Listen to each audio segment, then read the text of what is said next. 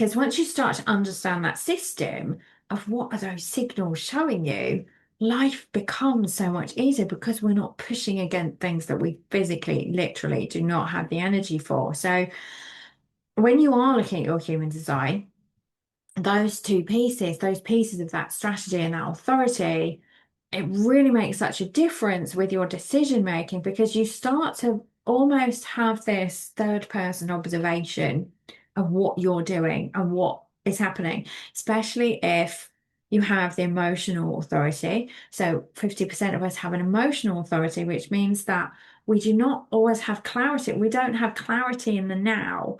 So if we're trying to make a decision, like going back to the shopping analogy, if you have an emotional authority, the emotions that you're feeling in that moment where you are on your emotional wave will highly influence that shopping trip, that decision-making process based on your emotions.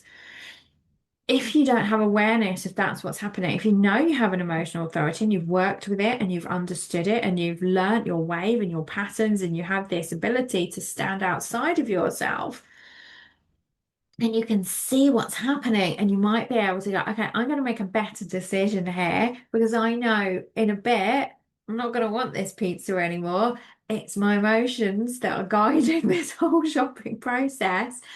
But I know that actually I was going to do X, Y, Z, or, we can just have this awareness of what's driving these decisions. So each of you, depending who's watching this, go and look at your strategy and authority and start to understand your decision making. You just, even on the very basic human design chart, there's little pieces of information that you can start to follow.